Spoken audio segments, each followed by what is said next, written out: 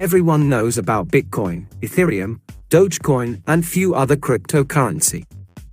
But do you know what is blockchain and how does it works? Today in this video I'm going to tell you about blockchain technology, so watch till end. What is blockchain? Blockchain technology is a decentralized and distributed digital ledger that records transactions across multiple computers in a secure and transparent manner. It was initially developed as the underlying technology for cryptocurrencies like Bitcoin, but its applications have expanded far beyond that. Here's how blockchain technology works. Decentralization. It consists of a network of computers that participate in the validation and recording of transactions. Blocks and transactions. Transactions are grouped together into blocks.